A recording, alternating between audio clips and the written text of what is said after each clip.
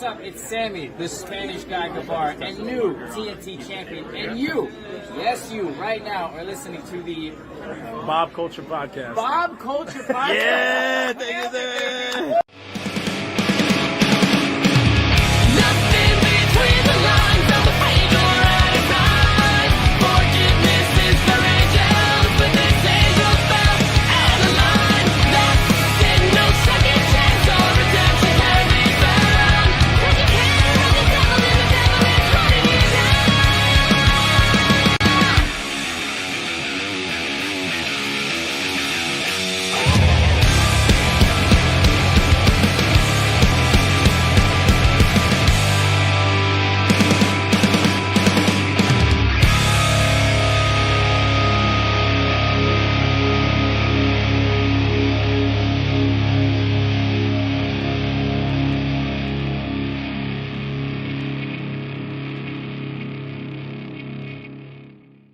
All right, ladies and gentlemen, welcome into a very special episode of the BCP. Ladies and gentlemen, I know I always say this, but this one is long overdue. Very happy right now to welcome in. Let's just be real. Super handsome guy. Let's get that out of the way right now. Hashtag wrestling fashion. Love the hair. He is a former IWF heavyweight champion, tag champion, American champion, a IWF junior heavyweight champion. I guess that makes him an IWF Grand Slam champion. He is the former, we'll talk about this in a little bit, Warriors of Wrestling No Limits champion. Please welcome into the show after his AEW Dark Debut, Mr. Chris Steeler. Chris, welcome in, man. How are you, bro? Thank you. I'm good. How are you? I'm good, man. Thanks for making the time, dude. So much to talk about here. I didn't want to mention this. I got to meet you, man, I guess over the summer last year at a Linkin Park show. It was like, well, a Linkin Park tribute show, I should say, benefit, for mental health and things of that nature, suicide prevention and all that. It was a great show, man. So the first thing I wanted to ask you out of the gate, man, was like Linkin Park, like one of your favorites, or were you just hanging out, or what was your relation there?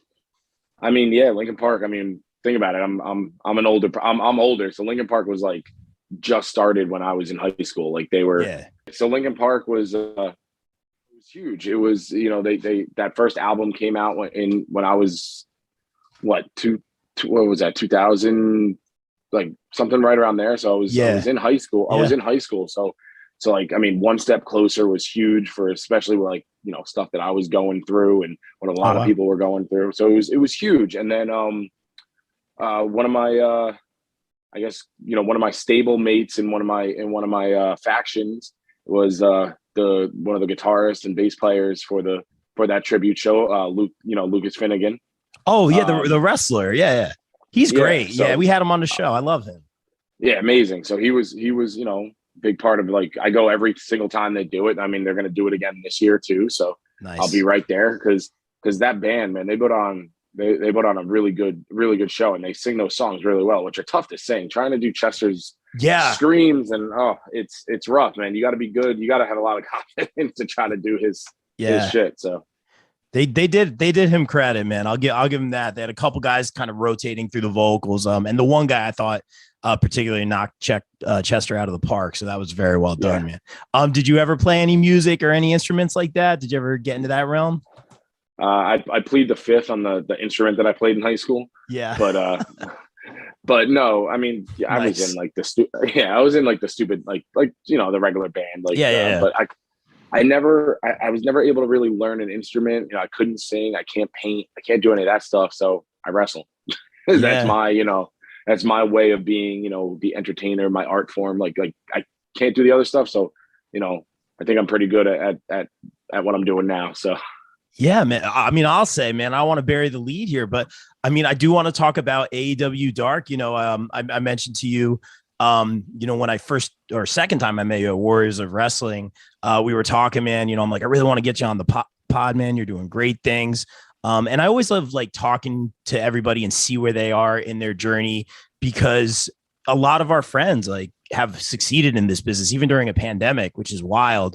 And people are making it and getting opportunities or looks or whatever it is, like you just did with AEW. And I remember talking to you, man. You're like, yeah, I've been doing this for 20 years, bro. Now's my time. I'm going for it. I want it. I'm traveling. I'm putting in the miles. I'm putting in the work. And then sure enough, man, I see you walking up backstage, you know, up into the AEW. I'm like, my God, I'm like, good for you, man, Steeler. So tell us what that was like, man. You know, getting to work with, I believe, who was it? It was Lethal and Sonny Kiss, right? Yeah. So, I mean, it was, like you said, 20 years, you know, everybody, I think this was something that Serena Deeb said to me at one of our seminars that we held. I heard Warriors. she liked you. I heard she liked you, Steeler. That's all I'm going to say. I heard good things. That was great. She was awesome. She was very, you know, very educational, very informative. I learned a lot. But what she said was, everybody's on their own timeline. You know, nobody's timeline is the same. So it's like, you know, for people that some people are, they hit it right off. You know, they get in wrestling. They've been doing it for 6 months, but just something clicks. Some people, and 20 years, and maybe something starting to click now, and then everything in between. So just because I've been doing this for 20 years doesn't, like, maybe I might have started getting a little complacent and giving up just a little bit a few years ago, where maybe in my mindset was, I'm happy with what I'm doing. If it happens, it happens, and whatnot. But what the funny thing is that now that I had my first real opportunity to wrestle in front of a crowd like that, I mean, there was somewhere between 9,000 and 10,000 people there, and looking up and seeing everybody looking at me and hearing my name a couple times because some people knew who I was, but it all hit me when I got in the back. And I'm not embarrassed to say that when I was taking my boots off in the back, all 20 years of everything hit me, and I teared. I definitely teared up a little bit. And I'll say that if you don't care enough about what you're doing to get emotional over something that you've been working for, then you don't really care about it at all. But I got to say that being backstage at AEW, I mean, I've been backstage for, a SmackDown a long, long time ago. I was supposed to go again the week of the original shutdown. So that was going to be another opportunity that I missed out on. But being backstage at AEW, they are so organized. It's not like everybody running around with their head cut off. Like, all their producers, all their, higher ups. And I'm not just saying this so if anybody sees it that I'm sucking up, but they were really organized. They were really good at laying out the exact time things are going to go on. And, hey, you got 6 minutes, but planned for 4, things like that. It was just it was so well done, and everybody knew exactly what they needed to be doing. And, it was such a good experience. And I learned a lot because I got to talk to people like Mark Henry and Jerry Lynn and Serena again. And listening to it was almost like free seminars. Like, Mark Henry sat with me and one of the other guys.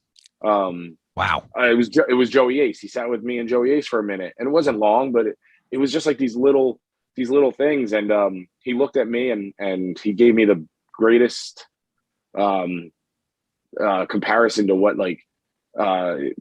or metaphor for wrestling. And I looked at him and he was just like, "How you feeling, big man?" And I'm like, "Yeah, I'm a little nervous, but I'm the nervous that you're supposed to be." And he goes, "Nervous?" He goes, "How long you been doing this?" I said, 20 years. He goes, "Man, you should know how to wrestle. After 20 years, you should know how to wrestle like you know how to jerk off." And I looked at him and I'm like, makes a lot of sense.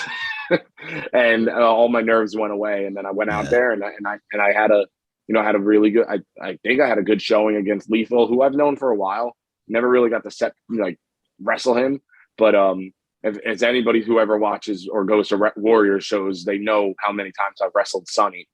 And the fact that they trusted me enough to get a lot of offense in and do a lot of stuff. And I think I still thank Sonny now. Anytime I message Sonny, I'm always like, thank you. You did not have to let me do what you let me do. It was great. It was a good experience, and it made me want it even more than I think I have over the last 20 years, because now I have a taste of it.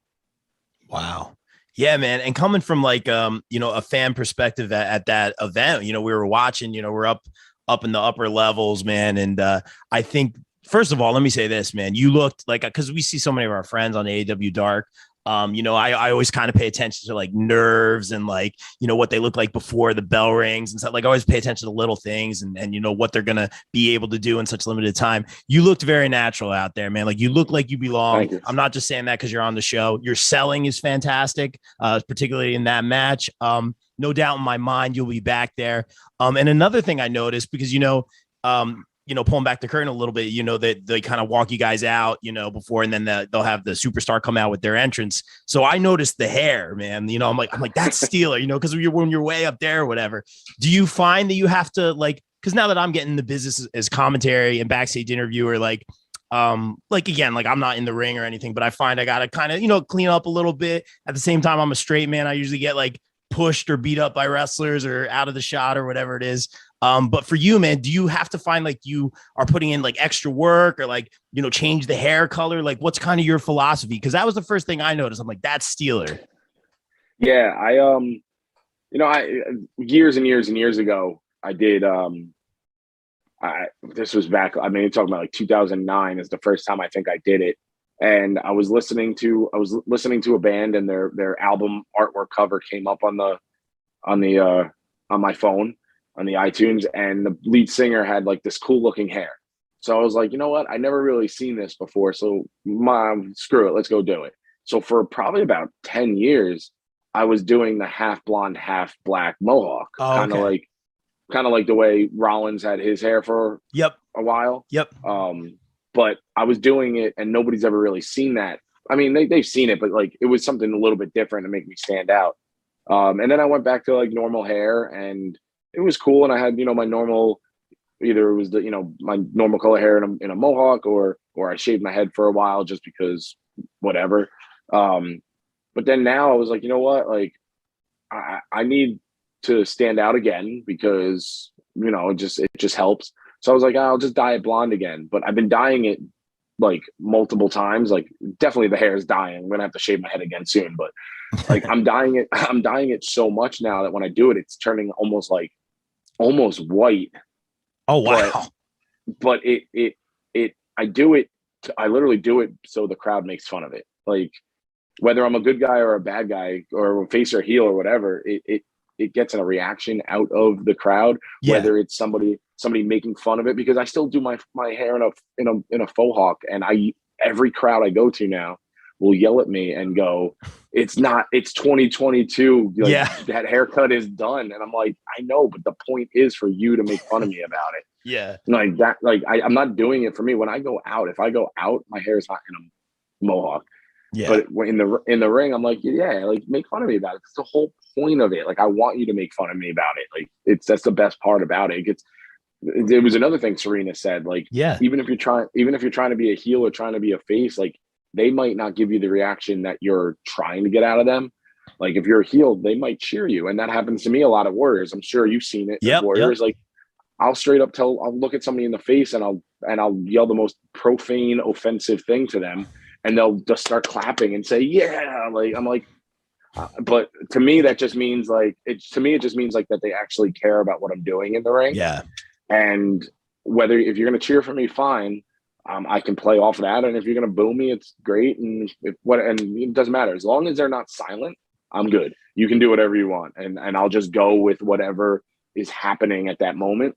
But not a lot of people know how to do that. Like a lot of newer students that come to Warriors and I help train them, and they'll go out there for a show and they're trying to be a babyface, but they're booing them.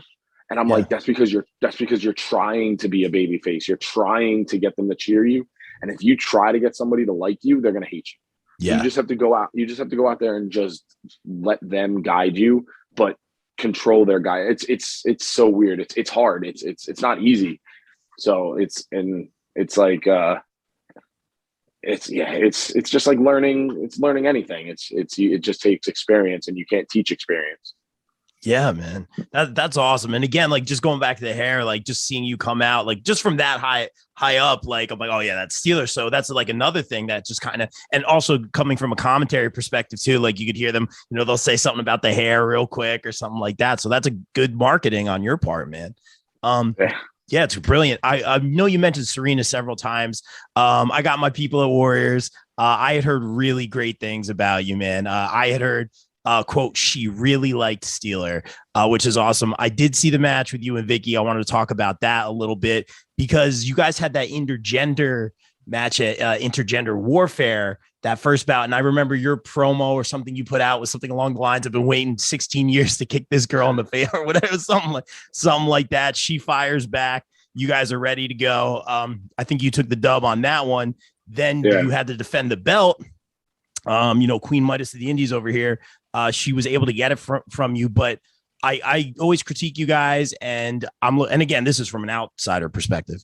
I've never been in the ropes. I never will be, hopefully. But the storytelling in that match was phenomenal. It was the moves were good. Like I like the quick pace out the gate. That was amazing. You guys hit all your spots. It looked great. I really enjoyed it. My only complaint, I wish it went longer. It was a really good match. And the storytelling essentially of you, like, you're going against her, but there's like a respect there, like throughout. And then after the match, kind of like the handshake, but like the frustration on your part. Like, tell me a little bit of like went into that, man. I thought it was a really great story. So, yeah, I mean, just like you said, a couple months ago when we do our Intergender Warfare show at Warriors, I was asked who I want to defend the title against. And I said, Vicky's been going hard for a while, and I've never gotten the chance to get in the ring with her. And I mean, when I said that it's been, close to 16 years, that was maybe not 16 years of wanting to kick her in the face, but she used for wrestling purposes. She used to come to the IWF shows as like a 13-year-old, just sitting in the crowd watching.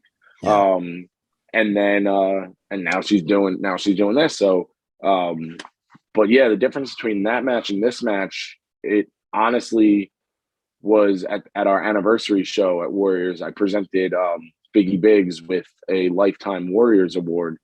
And it just got me thinking about and this is like kind of real and not real at this. I guess this is kind of like, story plus real life kind of mixing together. That's the best stuff sometimes. Yeah. So he really got me thinking about my, my son, and like, do I want, how can I be a better, person, role model, whatever you want to say. Yeah, for sure. But, so that's kind of why there was that more like respect factor towards Vicky, and like the storyline that's going on with, Scotty fucking up with the powder and costing him the title and stuff like that. So it's me staying exactly who I really am, but just doing everything in a different way. So, her winning was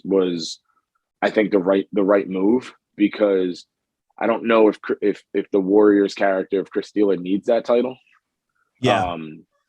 Maybe eventually that title needs Chris Steeler again, but no, that's yeah. Okay. But no, I'm just. I like I'm just no. kidding. Title doesn't make the person. The person makes the title, man. Yeah, actually, that's a pretty good line. I might have to hold on to that for other things. There you go. That's actually a pretty good catchphrase. But it's time to build that division around that No Limits division around different people, and I can focus on other things. Yeah, dude, that's awesome. But I love that match, and again, just the ending, because it was like, is there going to be that show of respect? But it was perfect because it wasn't just like handshake, hug, whatever. It was just kind of like the handshake, and then just like frustrate. I thought that was still lost. Yeah, it was perfect, man. It was perfect. Yeah, I pissed off. You got to still be pissed off that I lost. I still didn't want to lose. Yeah. No, but you're killing it, man. And you've over 20 years, you've worked so many people. I know a lot of them, like you mentioned earlier, are in that AEW locker room. Like you said, you've had some backstage roles. I'm sure a conga line or two for good measure. Who knows, with the Raw or SmackDown or whatever it was, cup of coffee here or there. You've gotten to work with so many people in so many forms or fashions. Who would you like to work maybe on the independent level that you haven't worked yet? Or maybe would want to work with more, and then on that national level, because there are Forbidden Doors, AEWs everywhere on the independents. We're hearing some things with the Royal Rumble now. Like for you, just hypothetically, man, because that opportunity is there. Who would you want to work with on the independents that you haven't really got to work enough with yet, or for the first time, and then the national level as well? Oh, that's a crazy question. I mean, I guess on the indie level, I mean, there's so many. Yeah, still, yeah. Even though I've worked with them a few times, but like I still need to keep getting back in the ring with Moff. Yeah, that's a good answer. Yeah. I worked him. I mean, this is so long ago, but like he changed the way I was as a baby face, because he was like one of my he was like my second title defense when I won the Warriors championship for the first time.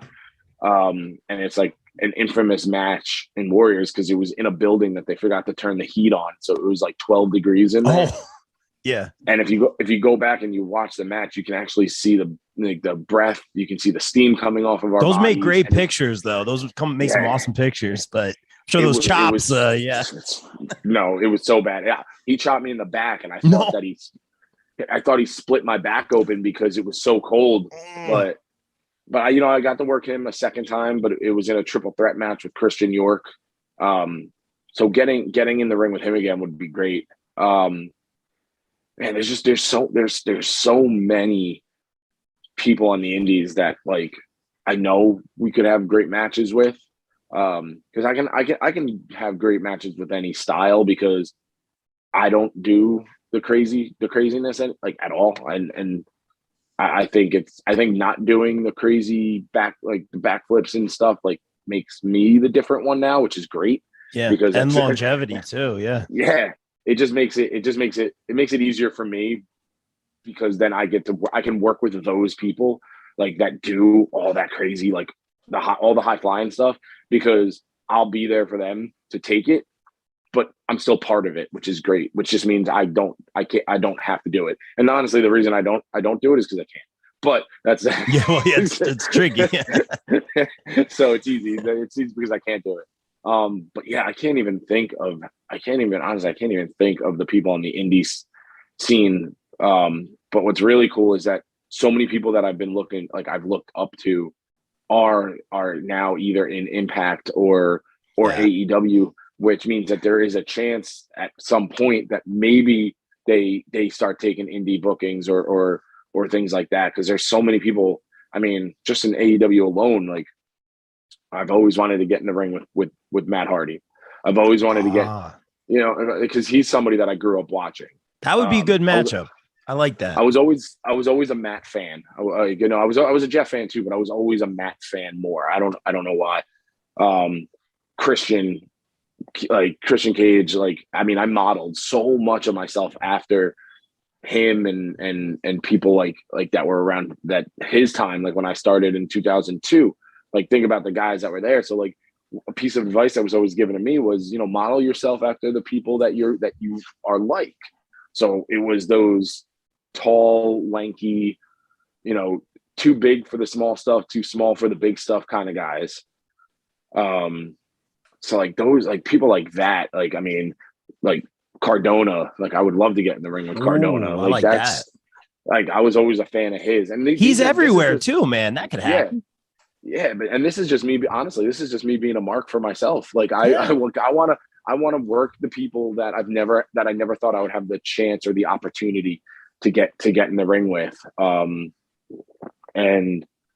I mean the fact that Impact and AEW are so more obviously willing to let their roster go out and do stuff on the indies is what's gonna gives me the hope that I can actually get in there with these guys.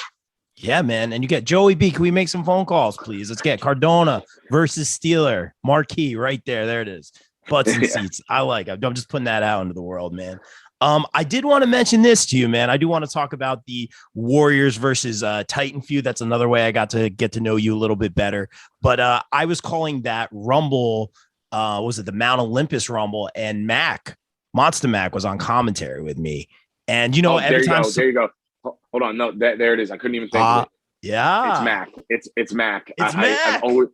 I was supposed to. Honestly, I was actually supposed to wrestle him right before the pandemic hit at BWF in the Bronx.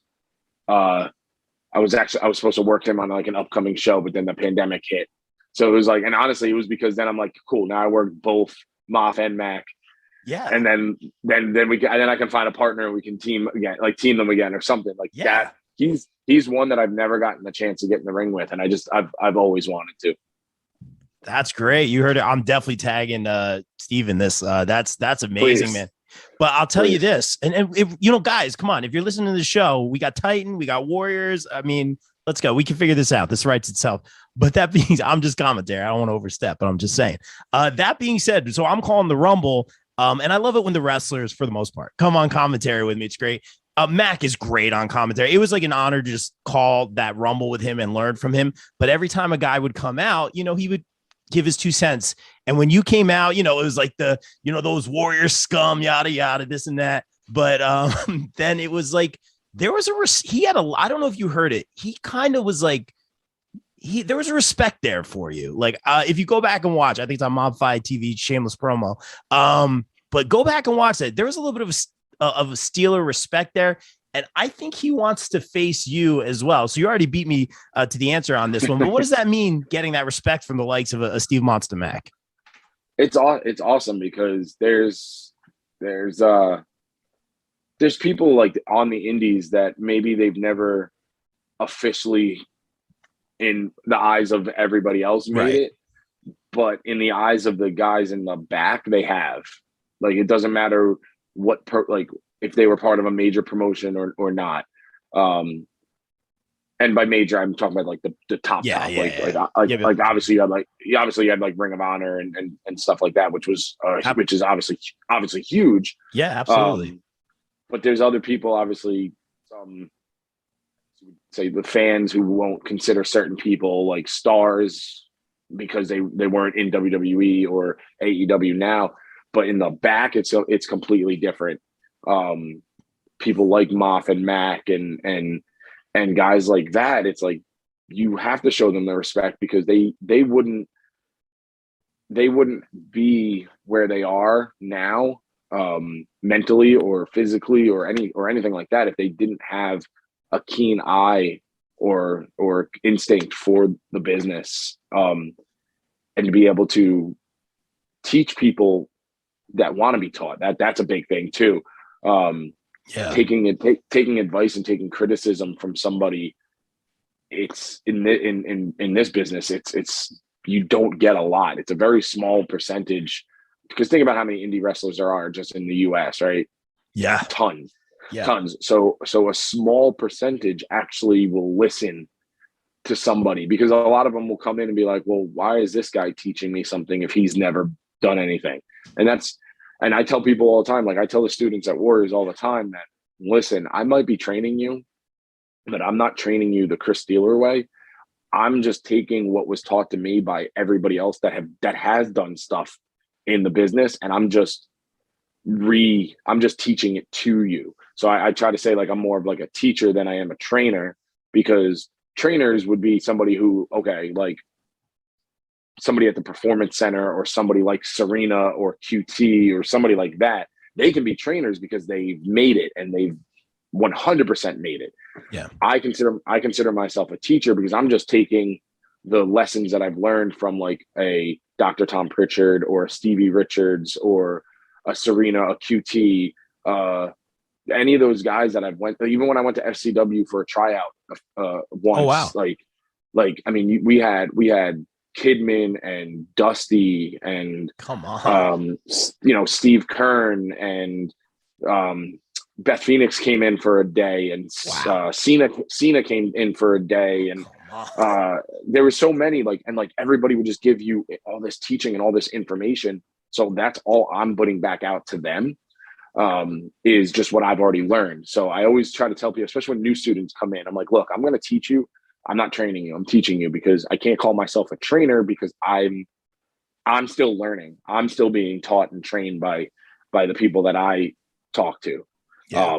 But there's that small percentage of people that, or actually it's a larger percentage of people that come in and they're just like, I'm not listening to you. You've never done anything.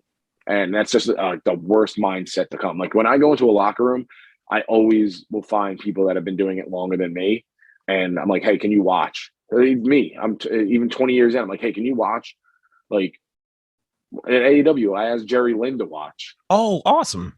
You know what I mean? Like I tell people all the time, like, you can't be afraid to ask the legends or the veterans to watch, because they actually want you to ask them to watch. Like they think they find that more respectful than not asking them to watch. And they might tell you that they can't. They might tell you that they're going to be too busy to do it. Of course. But they most 90% of the time they're probably going to be like, yeah, I can take the 5 minutes, 8 minutes, 10 minutes to stop what I'm doing and watch because you asked. So it's crazy. It's a crazy world. No, I appreciate you saying that. Even yesterday I was at a show and I'm just doing backstage interviews and commentary. And I was talking to Preacher a little bit because he's been around forever, man. I was just asking, what can I do? So I appreciate you saying that, because I feel like now I'm doing the right thing. And I mean, I genuinely wanted to know, but I appreciate you taking the time to say that, man. And as a trainer who's been, in this business for so long, and now you riding that proverbial wave, man, it's so good to see you. Like I said, talking to you at Warriors, about a month later, AEW Dark. I'm like, my guy, man, I was so happy to see you walking in there. But do you see it doesn't have to be someone necessarily that you're training, but do you see anyone right now, like these young up and comers, like Marcus Mathers? I'm thinking Billy Starks, Jade, obviously, who Jordan Blue on the West Coast, like a lot of these young up and comers, rookies, sophomores in the business that really have it. Is there anyone that you kind of see or that you're working with right now that you're like, oh, they got it? Yeah, there's actually a few in Warriors, because those are like, honestly, those are the only ones that I can of course, really talk about, because those are the ones that I've seen come in from day one. Yeah, and that they might not have 9 out of, like, if there's 10 attributes, they might have 8. right? But those other two only come with experience. And honestly, it's like Roger Mendez. Like, he's got the look, he can talk, his in-ring style is great.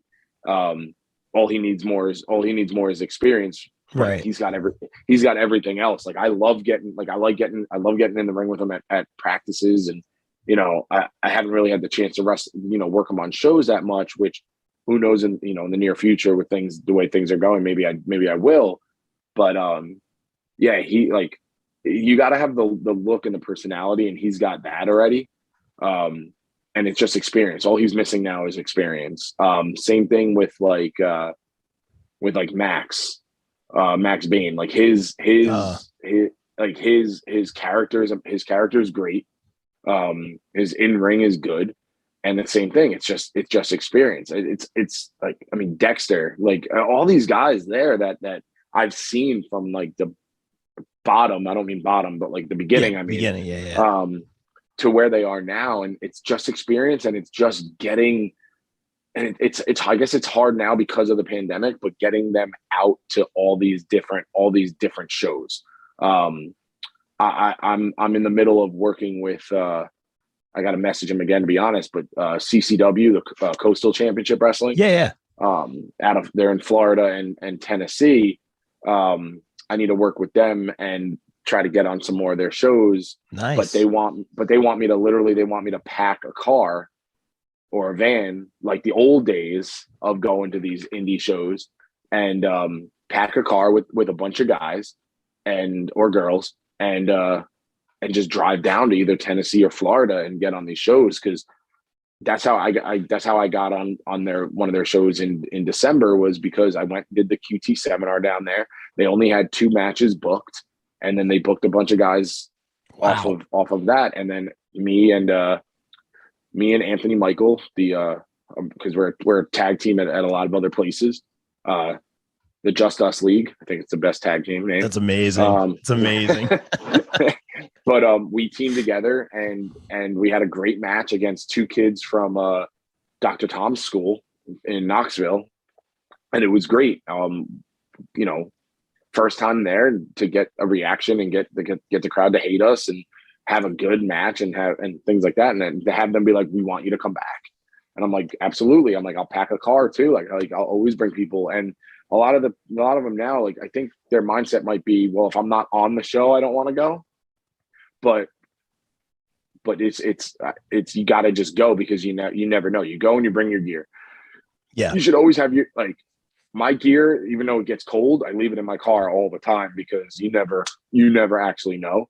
So that's my plan, is to just, rent a van or an SUV or something and split it with everybody. What is it? You do a day there, a day back. So it's like $300, $400 for the van. And then, you split gas and then you go on the way back. You don't make any money, but it's not the point of that. It's the point of the experience and the stories. I mean, in 20 years, I have so many stories from the road trips with Falaba and Justin Carino and things like that, like going to Maine once a month for God knows how long. The stories that I have from there, I can't repeat any of them, but the stories I have from there. Yeah, that sounds right. Yeah. Yeah. And things like that. I mean, just driving to, even if it's a quick road trip, I mean, some of the best days and nights were when I used to wrestle for Right Coast Pro in Delaware. And we used to all meet at my house because I was in the middle, and it would be me, Bowens, Aaron Stride, Fala Boss sometimes, and Damian Gibbs, and like all these guys, and we would get in the car and it would be the most ranted, disgusting conversations I've ever had in my life. But they were the best. And then afterwards we would cross the border into Maryland, or no, Delaware, whatever is right over there, and it was the only place with a Waffle House. Nice. And just like the way we would be, it was great. It was like I'll never forget those stories. And a lot of the people coming up in wrestling now, they don't have the chance for that right now, because not a lot of them want to take the trips and stuff like that, but they have to. It's part of the journey, and it's stories that you'll keep with you for the rest of your life. I love that, man. That's amazing. So are you a Creative Pro guy? All those names that you're dropped, is that where you trained? No, so I originally trained in IWF. Okay. But now it's all at Warriors, and right. Okay. I've actually spent more time training with and at Warriors. So now it's basically I train at Warriors. Okay. And like if anybody ever asks like where I train or where I've been trained, it's Warriors now. Yeah. I knew it was Warriors now. I was just saying a lot of the names you mentioned there, I come from that other school or whatever. So that's so cool. You came up with those guys, man. That's awesome. And like you said earlier, it's cool to see everyone succeed, man. Now you're getting the opportunities, man. So like I said, ride that wave. I don't want to be cliche, man. I try very much not to, but I got to ask you this one, man. You kind of mentioned it earlier, but we have heard all the answers, man. We've heard some people want to travel the world. Some people will just want to open a school. Some people even want to just kind of make a living on the indies. We've heard it all. What are the goals? And you can be politically correct here. Whoever offers me a contract, what are the goals for Chris Steeler moving forward? I mean, a contract would be great. That would be great to make a living doing this. Obviously, I have a little bit of time left. I don't know if in 5 more years, if anybody's going to ever want to sign a 41-year-old, 42-year-old. But contract would be great. But if that doesn't happen, I at least got to do it once. You know what I mean? But now, like my goal before Dark was to do it for a few more years for my son to be able to watch and understand what's going on. Love that. Because he's not even 3 yet. So like when he has come to a couple shows, if I'm getting beat up, he doesn't like to watch, but when I'm beating up, he turns and he's going crazy. Yeah. But I wanted to be able to watch it and understand what's going on. But at the same time, I said that I only wanted to do it maybe for a few more years, but I'm actually, other than one nagging shoulder injury that I have to go get checked out, I feel like I'm in the best shape. I look my best. I don't look like I'm 36, which is good. So I feel like I'm in my best now than I was for any of my 20 years, whatever. Like, I feel like I'm at my best now. So maybe I can keep going for another 10 whatever years, and I don't necessarily think I'm going to look like that, because there are some, there are some people that they look like they're 50, they look like they're 55, like it's time to go. But I'll stop when I stop looking like I'll stop when I stop looking like I belong in the ring. Once I no longer look like I belong, but no, I guess my mindset changed a little bit because I got that taste from Dark, and it's like, you know, I want to keep doing it. I want to get to these shows. I want to get to Orlando and do those, you know, those other Dark tapings and things like that. Like, I just want to keep going and then see what happens. And if it doesn't happen, it's okay, because I just have fun with it now. And what comes. You know what I mean? Like I know that sounds like a cliche answer, but not keeping it real. I like it. Yeah. Yeah, man, that's awesome. And I'll say this: I think we're going to see you on Dark again. That's what I'm saying. Maybe that'll take you to the next level. And you know, it happened, man. Like I said, we were so happy to see you there. You know, you're putting in the work. You look great. Like I said, I saw this guy over the summer. One of the most handsome humans on the planet right now. So we'll put that out there right now, calling it like it is, right down the middle, man. But I did want to thank you for your time, Mr. Steeler. But before we get out of here, ladies and gentlemen, we are all about that shameless promo here on the BCP. Mr. Steeler, tell everyone where they can find you on social media, get the merch, all that good stuff. Yeah, so Twitter, Instagram is all at Steeler WMOS. Facebook is just Chris Steeler. I have a pro wrestling tees store. I'm going to start putting out a few more t-shirts on there. But yeah, go buy my shirts, support me. I'm poor. I have a son to support. If you don't buy my shirts, then I can't feed my son, and that's on you now. Oh, shoot. No, I'm just kidding. Buy a shirt, guys. Come on. But yeah, buy my shirts, please. Yeah, that's awesome. Hey, Mr. Steeler, thank you so much for making the time, man. This was long overdue. Stay safe out there in your travels, man. Just continue success moving forward. Thank you so much, man. Thank you. Have a good one. You too, man. And like we always say here on the BCP, everyone stay safe, stay positive, take care of each other. We out. Peace.